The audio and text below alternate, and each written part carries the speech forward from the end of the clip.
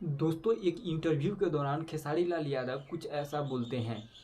I am king था, हूँ और रहूँगा। वहीं पवन सिंह भी एक स्टेज शो के दौरान कुछ ऐसा बोलते हैं। हाई भोजपुरिया किंग जमाना कहेला पवन। तो दोस्तों, पवन सिंह भी बोलते हैं कि मैं भोजपुरी का किंग हूँ। वहीं खेसारी लाल यादव भी बोलते हैं मैं भोजपुरी का किंग हूँ। तो चलिए आज दूध का दूध और पानी का पानी हो ही जाए कि असली में भोजपुरी का किंग कौन है, पवन सिंह या फिर खेसारी लाल यादव।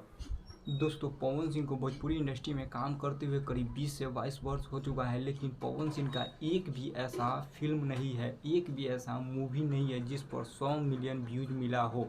वहीं खेसारी लाल यादव पवन सिंह से काफ़ी पीछे आए हैं, लेकिन खेसारी लाल यादव के 6 ऐसे फिल्म हैं जिस पर 100 मिलियन व्यूज मिला है और साथ साथ 1 मिलियन लाइक्स भी मिला है।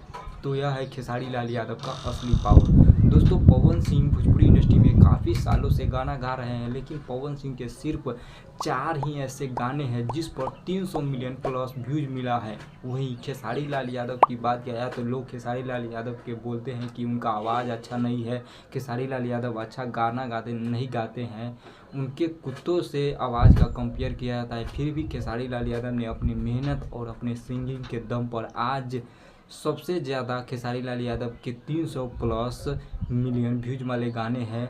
करीब खेसारी लाल यादव के 10 ऐसे गाने हैं जिस पर 300 मिलियन प्लस व्यूज मिला है। तो यह रिकॉर्ड सिर्फ खेसारी लाल यादव के पास है।